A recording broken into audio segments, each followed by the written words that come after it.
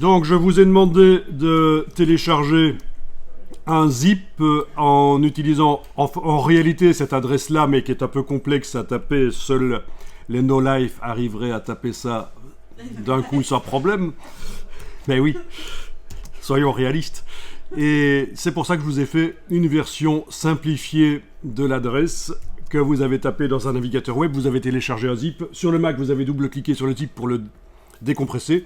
Sur le PC, pour qu'il soit utilisable, il faudrait donc faire un clic droit, extraire. Le double-clic sur le zip sur le PC ne marche pas. Ça ne fait que montrer ce qu'il y a dans le zip, mais ce n'est pas accessible au logiciel. Donc, le but ici est d'aborder Adobe InDesign. C'est un logiciel vaste et pour apprendre à l'utiliser, il faut au minimum 3 fois 6 heures de formation, minimum. Sinon, ça ne vaut pas la peine.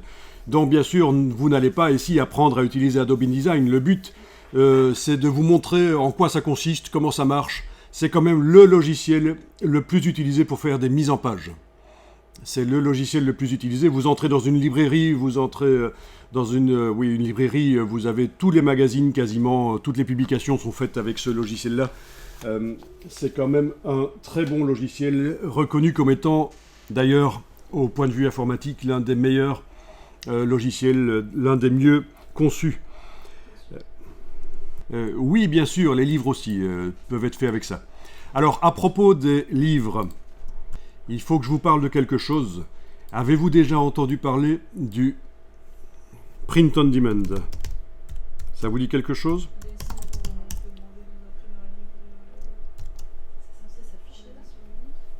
Le print on demand, voilà. Ça, c'est une révolution. Je vous en parle juste 30 secondes. C'est pas tout à fait dans votre créneau métier, mais pourquoi pas. C'est-à-dire que de nos jours, n'importe qui peut éditer des livres, les vendre, et ça coûte 0 €. À partir du moment où vous faites vous-même la mise en page, bien sûr, si c'est pas vous qui faites la mise en page, vous devez payer quelqu'un pour la faire.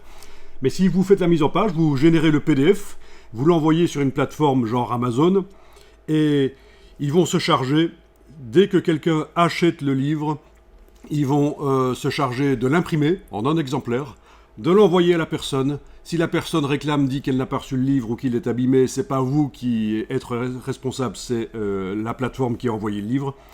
Et il y a un numéro ISBN, c'est-à-dire c'est un vrai livre avec un numéro international de livres. Et ça, c'est génial. Et évidemment, la plateforme prend 20-25% de la vente pour la peine, mais ça, c'est une révolution. Avant, il fallait soit avoir un éditeur qui est intéressé par ce que vous faites et il prend tout en charge, c'est rare, soit faire ce qu'on appelle des éditions à compte d'auteur. C'est-à-dire qu'on paye un éditeur pour qu'il édite votre livre. Et quel est l'intérêt de passer par un éditeur? C'est que dans les librairies, vous étiez placé, tout ce qui est distribution était pris en charge. Mais ça coûtait, pour un livre, ça pouvait coûter 5-10 000 €, quoi. Parce qu'il faut imprimer un certain nombre d'exemplaires par les techniques traditionnelles. Il y a toute une mise en place de la presse par les techniques traditionnelles. Alors comment ça se fait qu'en print on demand, on arrive à faire une impression quand quelqu'un achète un exemplaire? Mais c'est parce que c'est numérique maintenant. C'est numérique et il y a des grosses photocopieuses, ce qu'on appelle des presses numériques en fait, qui impriment du recto verso avec de la couleur. Vous avez plein de bandes dessinées qui se vendent actuellement, qui sont imprimées en numérique. Vous ne le voyez pas par rapport aux anciennes bandes dessinées, la qualité est la même. Je veux dire, par rapport aux bandes dessinées d'il y a 10, 20, 30 ans, la qualité est la même. Et puis, il y a, après l'impression, il y a tout ce qui est reliure, tout ça qui est automatisé. Ça, c'est assez génial. Oui, bien sûr, vous avez le choix du papier, de la reliure, etc. Oui. Alors, le print on demand, ça ne se limite pas aux livres. Vous avez aussi ça pour les t-shirts, pour les mugs, les tasses, pour tout ce qui est objet imprimé. Je vais ici préciser print on demand et mug. Et donc, quand vous voyez sur un site web des t-shirts ou des tasses, il est possible qu'elle n'ait jamais existé en réalité et que la première fois qu'elle va exister, c'est quand vous allez l'acheter. Il y a plein de choses. C'est pour ça qu'on a plein de designs qui sont disponibles. Donc ça, c'est vraiment quelque chose d'intéressant. Alors, un peu connecté à ça, et ça vous concerne un peu plus, c'est ce qu'on appelle l'impression en ligne. Alors, ça, on s'éloigne un peu du print on demand parce que là, on est dans l'impression où vous imprimez des flyers, par exemple, pour un événement, vous imprimez des flyers, des affiches, et plutôt que de passer chez un imprimeur de ville, on appelle ça, un imprimeur pour le grand public, voilà, pour les petits commerces, vous faites appel à de l'impression en ligne. Et on peut aussi faire du packaging en ligne maintenant. Ça ne se limite pas seulement aux brochures, aux triptyques. Les triptyques, vous voyez ce que c'est? Ça ne se limite pas aux brochures, aux triptyques et aux catalogues que vous pourriez... Je vais tomber sur les triptyques qui ne sont pas des triptyques que je recherche. C'est juste pour ceux qui ne verraient pas de quoi on parle quand on parle de triptyque.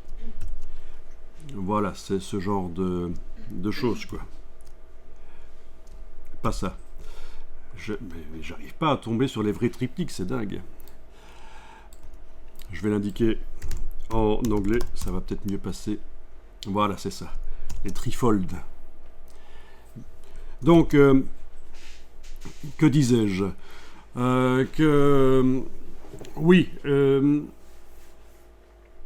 pour le packaging aussi, c'est ça que je voulais dire. Maintenant, ils ont des boîtes prédéterminées et vous pouvez commander et imprimer vos packaging. En fait, voilà, des sachets. Tout ça est intéressant. Vous imaginez au niveau de marketing, ça peut être intéressant.